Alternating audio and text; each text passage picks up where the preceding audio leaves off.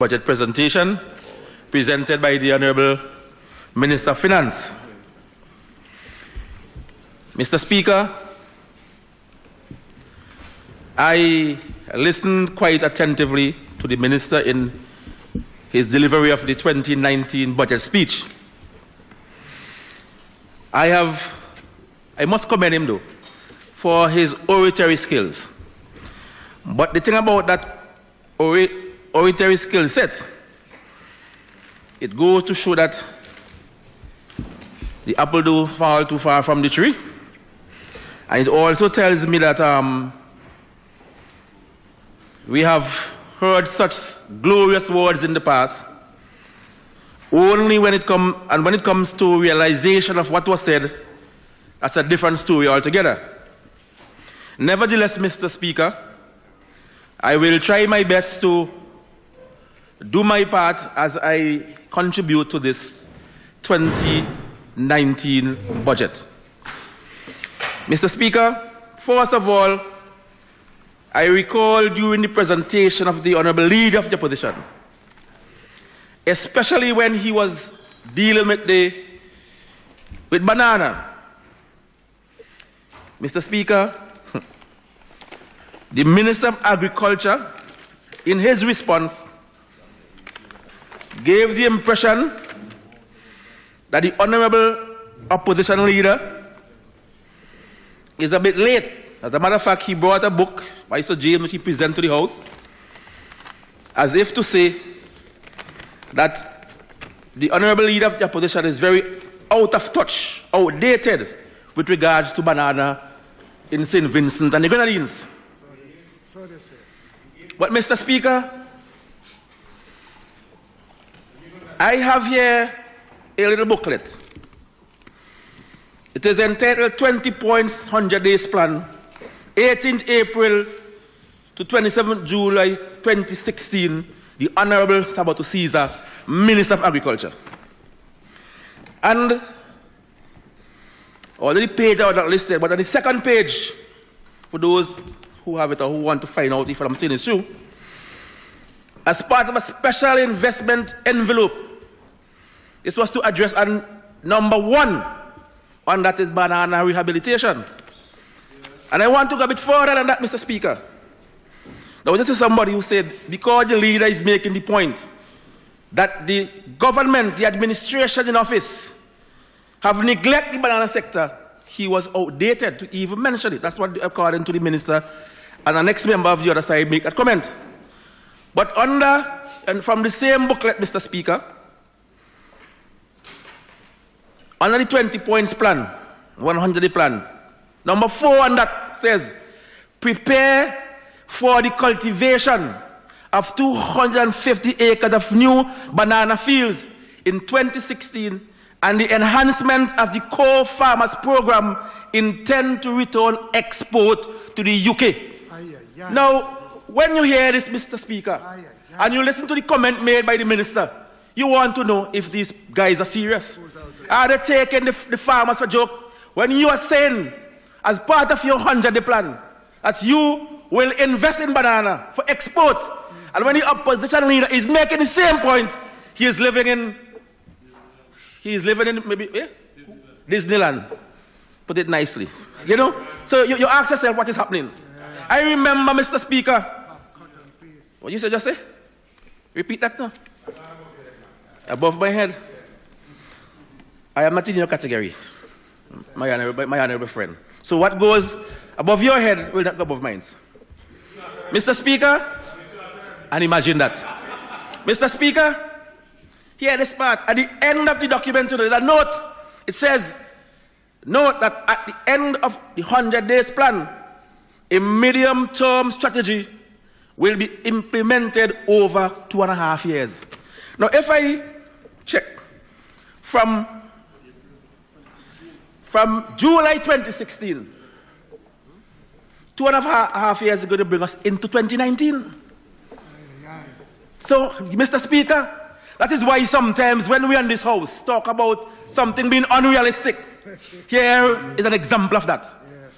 You're over there, you're pamper setting, you're thumping your chest, you're trying to pull down the opposition leader. for making this valid point, but then you have in your 20-point 100 plan the very same thing the Minister of the Honorable Opposition Leader is seeking information on. But, as I said, we are accustomed to live with this kind of bamboozlement, and we will deal with that in due time, Mr. Speaker. Mr. Speaker, the Minister of Finance, in his presentation, Mr. Speaker, and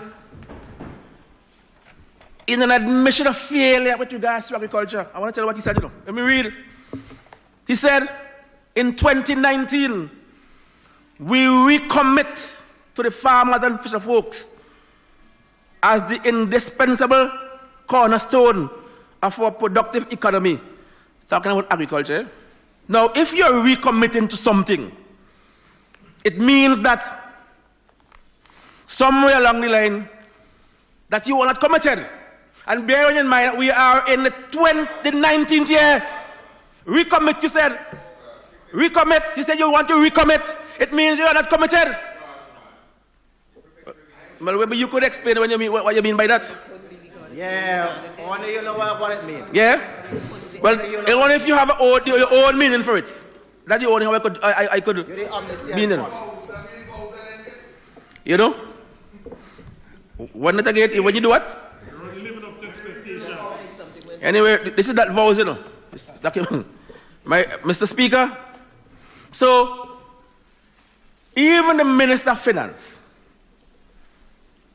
is admitting to this Honorable House and to the people of this country that somewhere along the line, when it comes to agriculture, they lost the way. So 2019, they're coming now to put things on the right path. On what basis do you stand? I don't remember. Point of order. What is the point of order?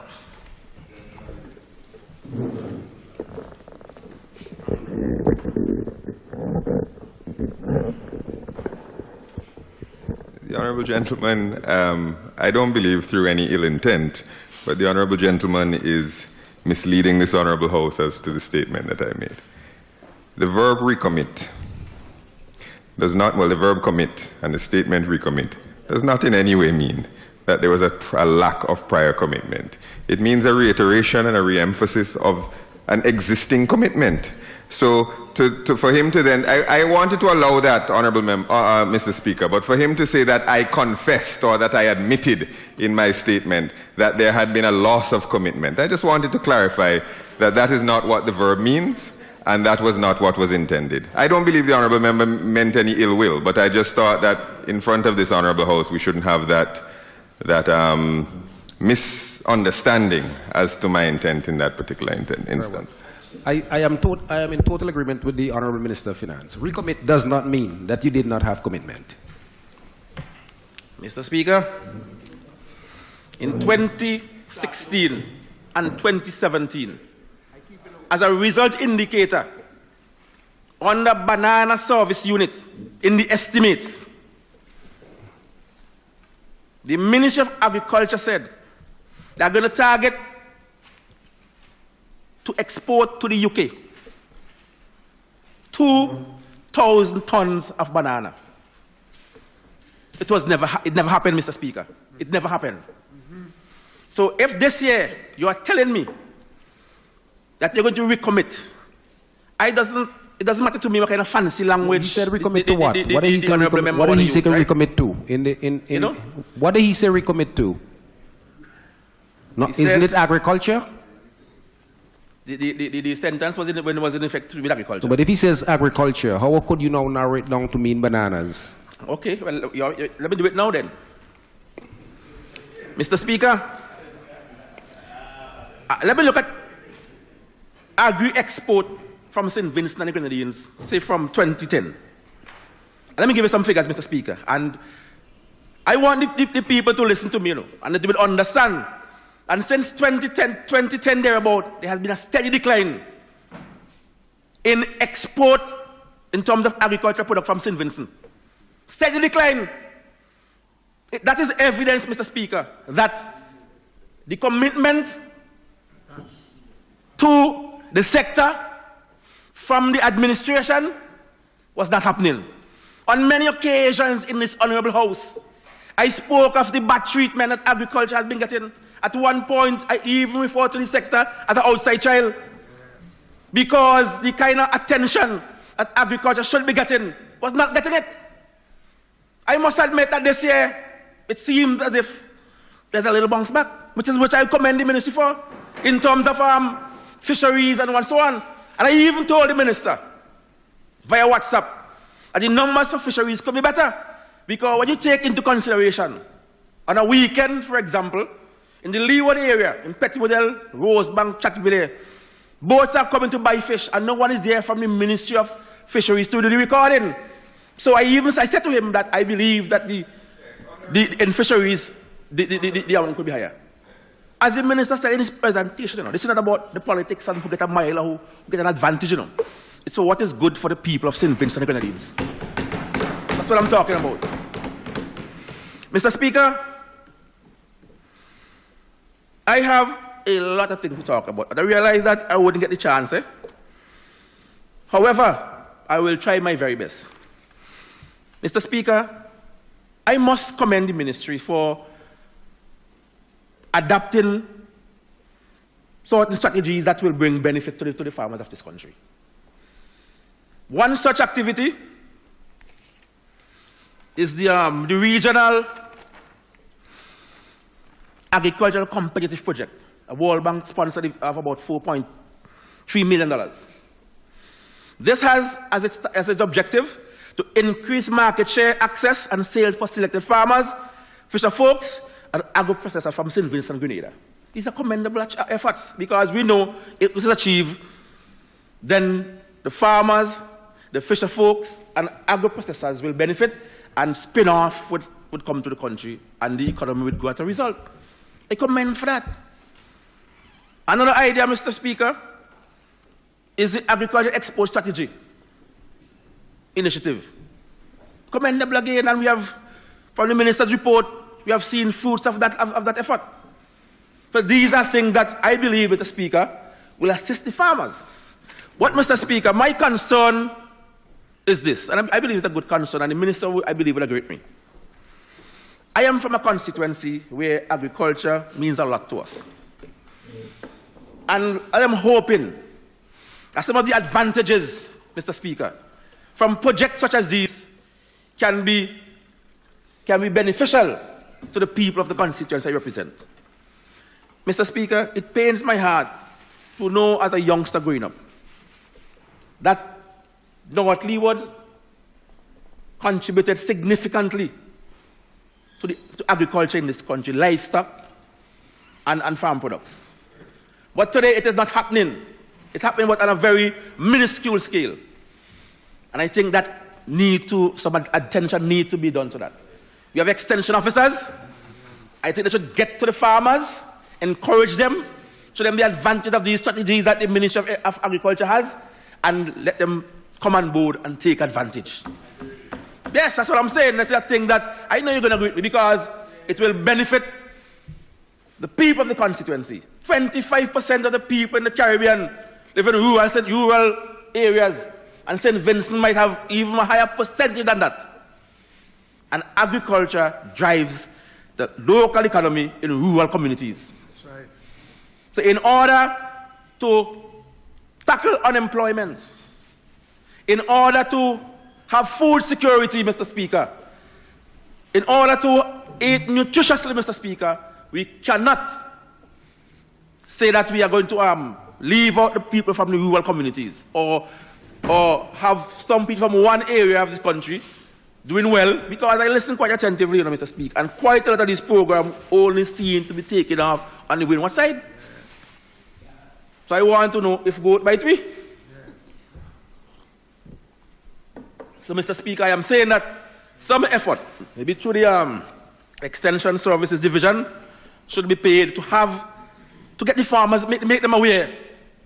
You know, in the days when you get to as far as Fitzhughes, left and right of the road, straight to Richmond, where bananas or other agricultural commodities, gingers and so on used to be planted, pineapples used to be, carrots, and we have to get back to those days because there are things that we can do. Mr. Speaker, while we're talking about export and import, when you look at our export of carrots, for example, 0. But our import, too high for a country like St. Vincent, what at one point control the carrots production in the Eastern Caribbean. That's unacceptable. That needs to change because now we have such good initiatives that I mentioned before. Let us get into those communities in Rose Hall, Spring Village, and other areas that are well known for their carrots production. Tell the farmers about the advantages, about the monies to be made. And I am very sure that we're going to get people back to the farms. You know, sometimes people say that there is no market, or they might say agriculture is dirty. But nowadays, I can tell you one thing, you know. While the country is changing and the world is changing with all the technology, one thing everybody loves: money. Yes, livelihood. Something that we would use to get by, to pay the bills, send the kids to school and whatnot. The point I'm making, Mr. Speaker, if we can encourage our people, show them the advantages. Let us have some workshops for farmers. I know there have been a few, but we need to have more. In all the districts, agricultural districts, empower our people. Let them feel that they are part of national development. And once they do that, once they know they have a stake in it, Mr. Speaker, we will see differences. Show them examples of Rasfaco in terms of communities, in terms of cooperatives, and the advantages to be gained. I am sure if that is done, things will happen for the better in our farming communities. We need to do that, Mr. Speaker. It is on us to get back to the drawing board. And in agriculture, get our hands dirty to make this work. Mr. Speaker,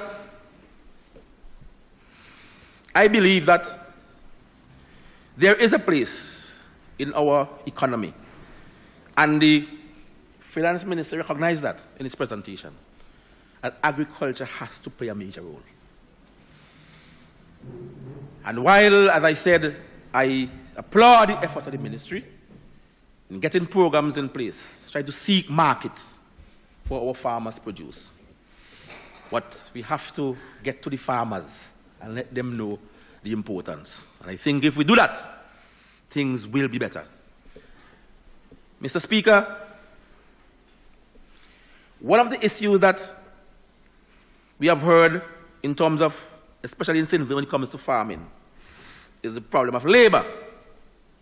And, Mr. Speaker,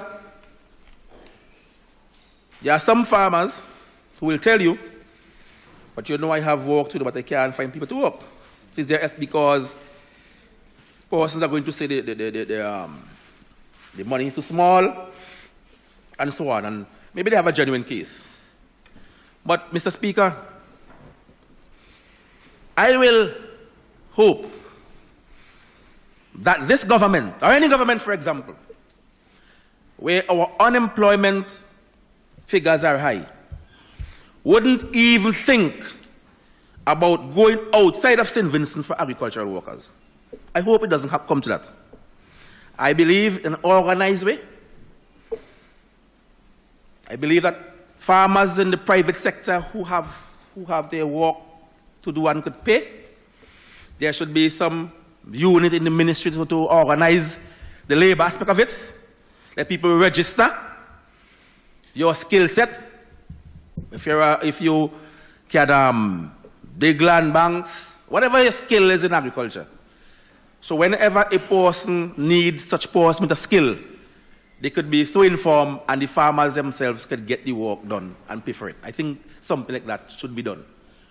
I don't think it is a good idea at this time in our country's development to be thinking about bringing in people to work here, because I've been hearing talks to that effect. I hope that these talks are not just rumors. Mr. Speaker, we are a proud people, and we have heard it from both sides of the house, how proud or patriotic we are. And if we believe in being proud Vincy to the bone, and we're so patriotic, then there's so much that we can do to make our country a better place. So we have to do that. Mr. Speaker,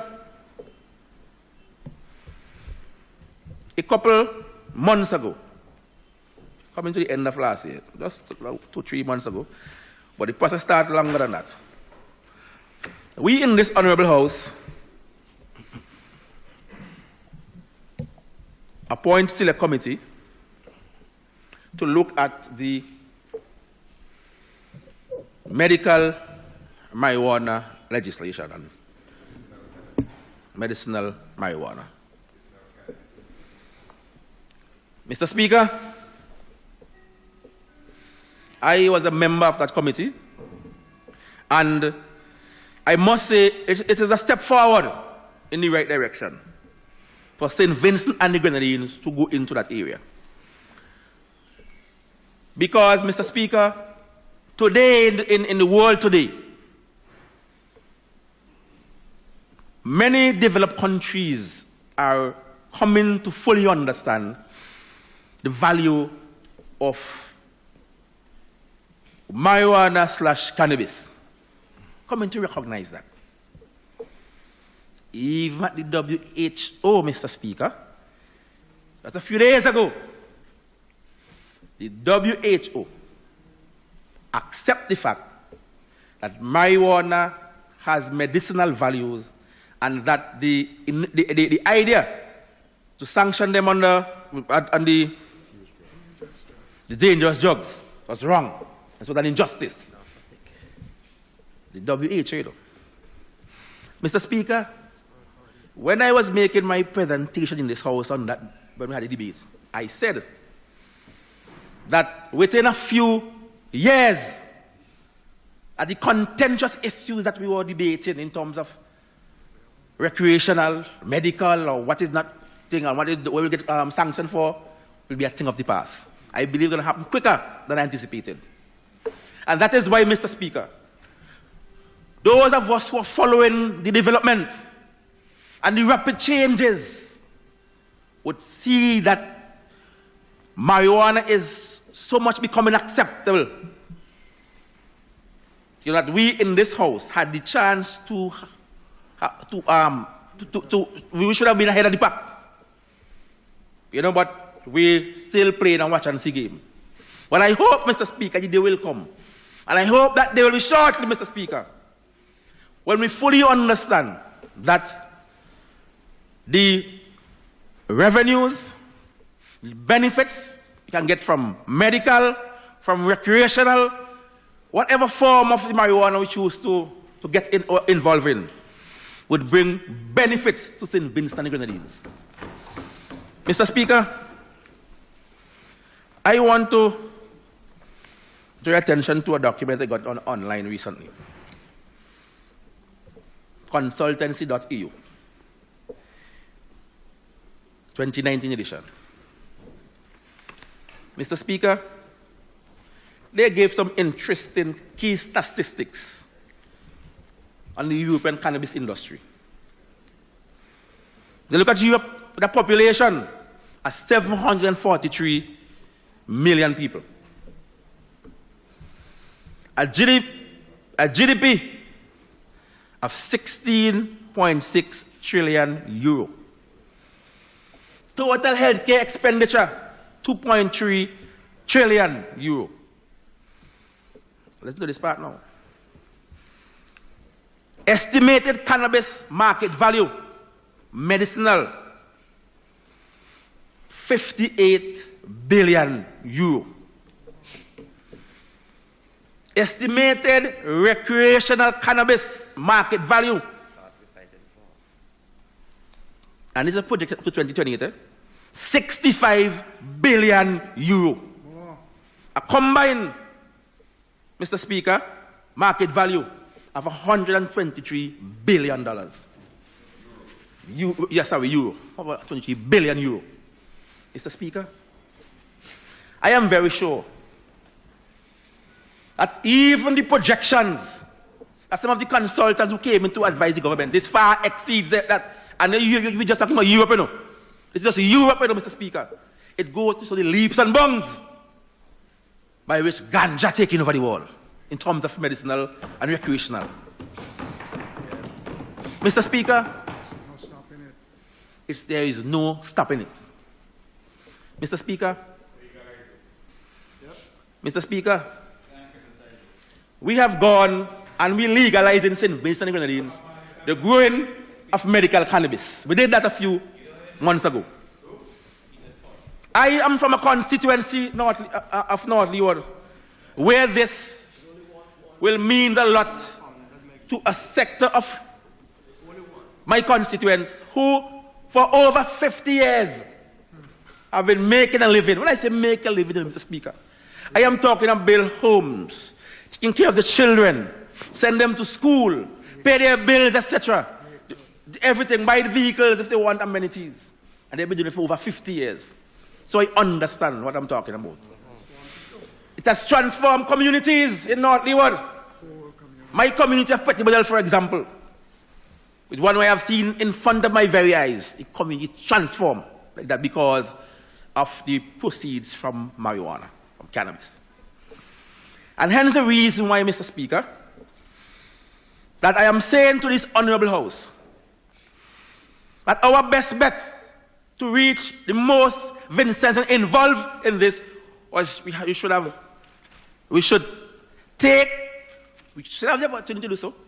The bull by its horn and go to recreational as well. Both of them. The time is now for it, Mr. Speaker. Watch, Mr. Speaker. We passed legislation here to legalize the planting of medical cannabis. And we are targeting traditional farmers. That's how we're targeting traditional farmers. Persons who are in the industry for years. Our traditional farmers in St. Vincent, they do not have the experience of growing medical marijuana. I have listened to the minister, Mr. Speaker, and I have noted the $3 million in the budget. But I have not seen anything, not heard anything talk about training of the persons involved to prepare them for the medical cannabis industry. Junior cattle, Mr. Speaker, who I would consider an export by St. Vincent standard with this thing. You know what he said? That our ganja in St. Vincent, because of the amount of different chemicals in it, he don't think that they would meet the medical cannabis standard. Don't know that it's exact word, but that's what he was saying. Because that's going up, spray the gramaxone and whatever other chemicals. Because you have nobody up there to go and weed the ganjas. Weed between them with the weeds coming up. So, Mr. Speaker, if we are saying that the medical cannabis industry is to take off, and I have no doubt it will, it will, but if we are to ensure that our local traditional ganja farmers are to get any major benefits, then we have to prepare them for it. We can't just talk about that. And we're going to give them license. That's only one part of it. We have to prepare them, get them ready, show them the ropes of what to expect. Because we know when we look at videos, for example, on YouTube about medical marijuana, the persons who are taking care, they look like scientists. Just in their big coat and their gloves and things. Because they are doing something for a medicinal purpose. So we have to fall in line. We have to set certain standards. And we talk about that in our debate and in our select committee meetings. Certain standards must be met. We can't just jump into medical marijuana and feel, boy, we have reached because we have over 50 years of planting marijuana. No, it requires much more than that. Mr. Speaker, we at one point were looking at the idea of changing the law as well to accommodate the decriminalization of up to 2 ounces of marijuana. But it seems as now the bill has passed, that has gone back to the back burner. I hope that we will hear it is part of the legislative agenda for this. Yes, I hope so. Well, I get the assurance. Thank you, Mr. Prime Minister. Because, Mr. Speaker, it will be very unfortunate, Mr. Speaker. Mr. Speaker, it will be very unfortunate for a man from Pito to be in his ganja field planting medical marijuana. And if I know the Pito ganja man very well, he like to take a split because he said that gave him the vibes to work. Correct. It will be unfortunate for him as a license to plant marijuana, and when the inspectors come to visit, remember now, the inspecting team must have a police officer. And the police lock him up because the smoking of marijuana is illegal. And that's the reason why I said, Mr. Speaker, in my argument, that we should legalize, not decriminalize, you know, legalize at least 2 ounces for smoking. That is the Vinci culture, Mr. Prime Minister, Mr. Speaker. That's how we operate in St. Vinci, you know. A man feel them guys want to walk, they want to burn a spliff. So I want the guys out there to know that when you get your license, unless the law change, the only how you could burn a piece of Vinci weed without getting locked up, you would have to go to Antigua. So I hope that some common sense go forward in our going forward. That we put some common sense into the mix, Mr. Speaker. So therefore, I am saying to Mr. Speaker that we have to go all the way because we don't want them guys, because you know, a lot of them feel that, Mr. Speaker, they feel that you can do it. I have to be telling them on a daily basis, no, it is against the law.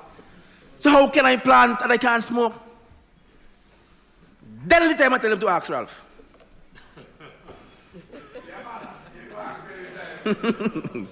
Mr. Speaker, our medical marijuana industry and our recreational marijuana industry, what some of us call the underground economy, we can do good in both areas. The recreational marijuana industry that we had operating for over 50 years, as the underground economy, as some people wish to call it, have contributed, as I said before, immensely to our national development. Ask Otimes and those people who, during Christmas time, right? Those guys just come to Leeward to sell their furnishings. And Mr. Speaker, when you see you come in with a fella after a couple, maybe a few months to a year in the hills, you know, and he able to get a good sale for his product and get some money, he want to buy in furniture, you know. He not buying one chair set on credit, you know. He buy the whole house. Yeah, man. The good old days, you know. And this contributes to the money circulate. It circulates in the economy. Circulate and everybody getting a piece of the action. Mr. Speaker, so we have to be very mindful in terms of how we're going forward, because in order for us to benefit tremendously, Mr. Speaker, we have to be smart in doing so. Mr. Speaker, we also promised in the discussion that persons who has criminal record for certain amounts of marijuana possession would have them expunged. But you know what the guys are saying to me? Even from the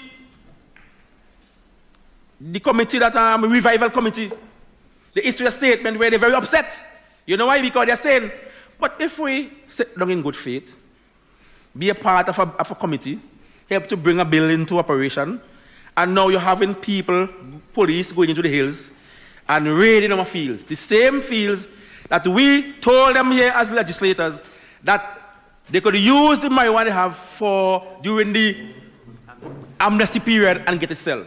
They want to know if somebody fooling somebody. That's how they feel, you know, because they're saying, yeah, you said to us that we will be given amnesty. Yet the bill hasn't come into operation as yet, but the amnesty you're getting for things that you have in the ground. So they were expecting a grace period, which I thought would have happened too. I thought, honestly, Mr. Speaker, that we would have seen some show of good faith. That if we are going down this road, and if we're encouraging people to be a part of something, I thought that we should have had some sort of grace period. It's not going to be a free-for-all thing. But at the same time, said, listen now, guys, we are going to be putting in effect the legislation very soon. We're not giving a license to come down the road with a tree on your head and sell ganja boy like how you're selling fish. We're not doing that. But we are saying to them that we will not trouble you because we know that we want you to be a part of this industry that we expect to take off. You know, we expect you to be a part of it. And to show you good faith, we are not going to harass you. You know, Mr. Speaker, within the last month, the amount of young men pull out of vans coming from North Leeward. They feel bad about it. Even some of them who are out there in the green jersey, marching up and down, they regret that they came. Yes, they regret, Mr. Speaker. They regret that they came because they're saying, you know, we thought that, and if you listen to some of the videos, you could see that they were totally misinformed. So I hope, Mr. Speaker, that we will look seriously at expunging the records of some of the people who have been in prison for a small amount of marijuana. I remember you have 10 minutes.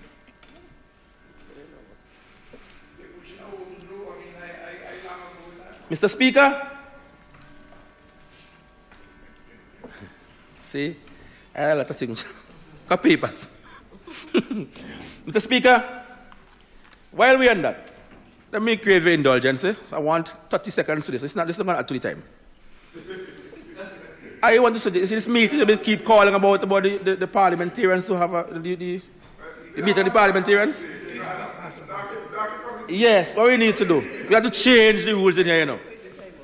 That elected MP should get 1 hour. Because they have the shadow ministry and they have the constituencies. Should get 1 hour. But anyway, and senators who are ministers, that is a conversation for the local chapter of the parliament, of the Commonwealth Parliament. So I hope that the meeting is called. Mr. Speaker, I want to use the last 10 minutes to talk a bit, about the most beautiful constituency on mainland St. Vincent. Right? The most beautiful constituency on mainland St. Vincent. You notice everybody start to say the constituency is beautiful since I promote North Leeward. Mr. Speaker, I want to say in this honorable house to the Braxa workers in North Leeward who did a tremendous, I can't find good adjective to describe the work they did at the wall in Coles Hill. The wall in Coles Hill. I coined a phrase and called it the death trap. Because that's what it was. 4 persons died. And I have relentlessly, Mr. Speaker, on radio and social media and in this house, talk about this wall and how it needs to be fixed. Mr. Speaker, the impression the Honorable Minister of Transport gave me in questioning, I thought that we had to fly in some helicopters from Germany, that's some good engineers, to do the work. But Mr. Speaker, after 5 years to the day, just a few days ago, it was done in December, from December in 2013 to December in 2018, Mr. Speaker. When I saw the local Braxa guys from North Leeward, Tampi and Mikey and those guys, when I saw what they did, that the impression that was given here, it could not have been done by those guys, or in the way it was done. I was amazed. And it goes to show that we must not take our local people for granted. True. They did an excellent job. Till now the ministers feel comfortable in dealing with long line instead of realigning the road as he thought would have been possible. So I commend them for that. But Mr. Speaker, while I commend the workers at Braxa for that, I want to know why it took 5 years and 4 dead people to have that wall fixed. Mr. Speaker, I want to know why it took so long. And I could bet my last dollar it didn't take the government $50,000 to do it. It might have taken half of that because we have stones from the area. Cement and steel would not cost a lot of money to fix that wall. So why did it take that such a long time, Mr. Speaker? I feel the pain of the families. I remember the day, Mr. Speaker. We were at a funeral at Chattibele. The funeral was for a young lady who was killed in a murder-suicide. The 4 persons who died were her grandfather, her aunt, and her cousin. The 3 persons are in the second accident. They were coming from the funeral. And they were going home when that incident happened. And for such a small amount, Mr. Speaker, that wall could have been fixed. I keep saying that all they had to do is because, you know what I was surprised about? Is the ease to which the traffic was not even stopped. Because it's walk there and traffic going as usual. You know? I remember you want me just to respond shortly. Yeah, no problem. That's what happens when the bush engineer takes over from the qualified engineer.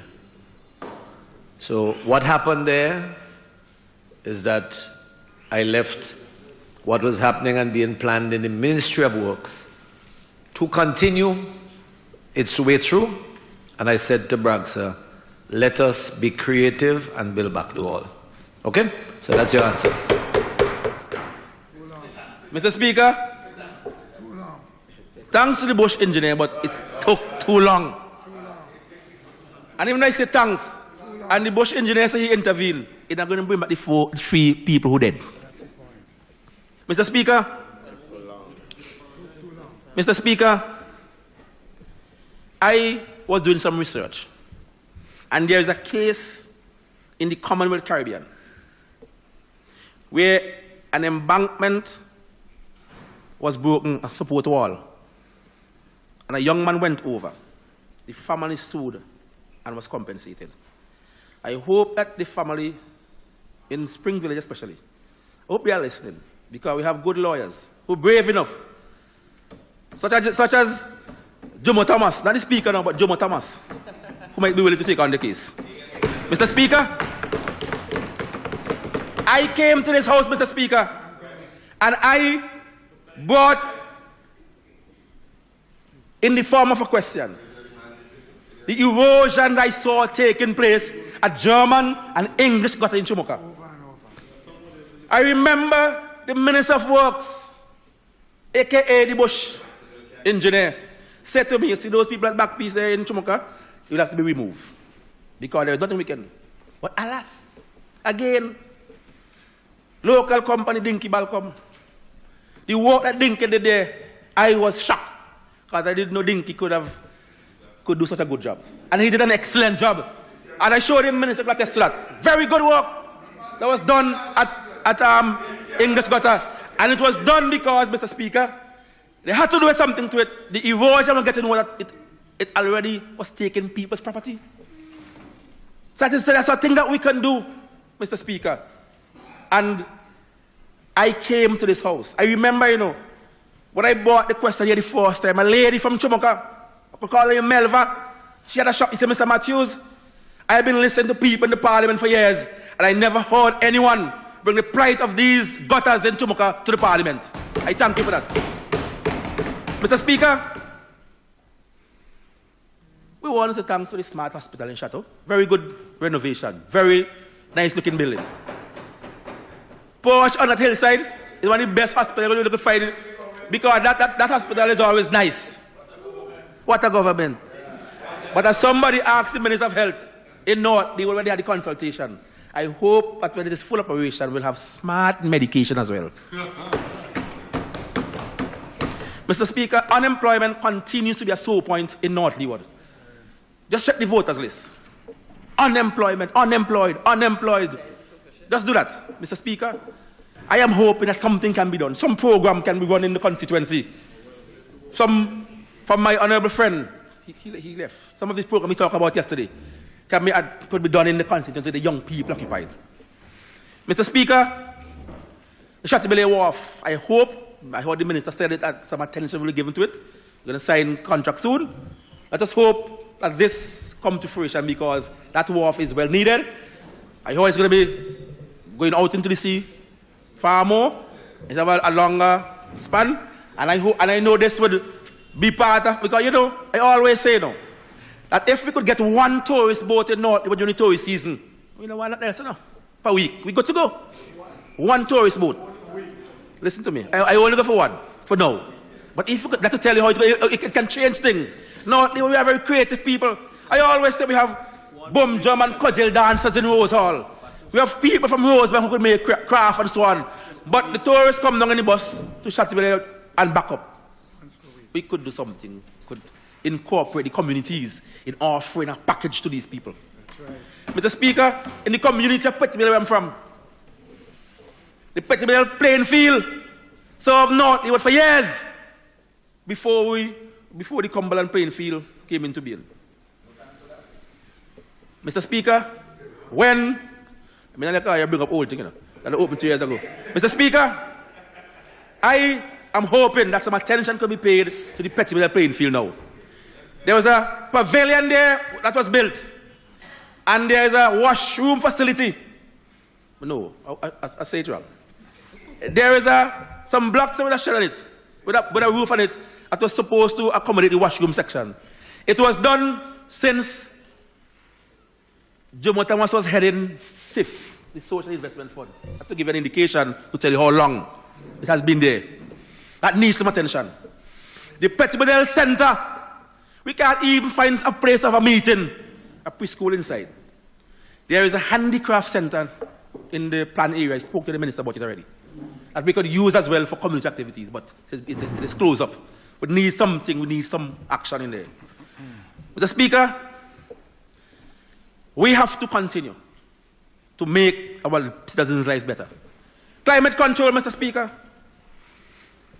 North Leeward has exposed to a lot of erosion brought on by climate change, Mr. Speaker. And I saw plenty of money in the budget for climate change. And I hope that the stabilizing slopes that were promised between Dargaville and Rosebank 2 budgets ago by the Prime Minister when he was Minister of Finance. Let's hope to see something started. You know, because the experience of 2013, I for one don't want to relive that. I don't want to relive that, Mr. Speaker. And I hope that we can do something for the people. I saw monies would be for Feeder Road, the one at Palmyra. I hope it goes right back to Chateaubriand because you could walk that road from the back of Rosal and end up in Chateaubriand, the Palmyra Road. I hope it is done in its entirety. Might not be one go, Mr. Minister, but in phases and get it back to Chateaubriand. Because I see the road, you could drive on it long years ago, and a little boy remember that, between Sharps, Chateaubriand, and Rose Hall. So, same thing, you will get access to your land. So we're hoping that all the promises that is made in the budget can be achieved. Mr. Speaker, I heard about aggregates to be done in North Leeward. I hope the proper environmental studies are done so that we can accommodate this project that will create employment, at the same time does not affect our health in any negative way. Mr. Speaker, our secondary schools in North Leeward, Mr. Speaker, Chumuka and Petitbell. For years I've been asking for science teacher in terms of the major sciences, the biology, the physics, the chemistry. We in North Leeward want to produce doctors from Chumuka and Petitbell Secondary School too. It's a concern of mine since I became a member of this house. An engineer. So we need to have those kind of sciences in our schools. Mr. Speaker, skills training is necessary for a lot of our young people who drop out, but they could do something with their hand. Let us see what can be done in that area to make the lives of our young people better. You know, look at the day I have a problem, maybe, a pipe problem. I have to send Chateaubriand, you know, to get a plumber. But, you know, those little skills, every community should have force and look at the electrician, plumbing, so that they could deal with community stuff and so on. And one of the things I want to recommend, I believe the minister mentioned it, the Minister of Education, and I want to commend you, somebody able to commend you for your non-partisan approach to the debate. I commend you on that. Mr. Education Minister, and I was talking about climate change. I hope it could be incorporated in the school's curriculum because it's an important matter something that we should be very concerned about as a small island that is very prone to the negatives of disasters, and we should incorporate that in our schools. Our experiences of recent should be more reasons why we should do that. Mr. Speaker, well, thank you very much, and I hope it could be spread some more in the secondary, starting from the primary, because let the people know the importance of climate change and how they can help in their own little way make a difference. Mr. Speaker, thank you very much. I believe my time is out. And God bless everybody. Amen.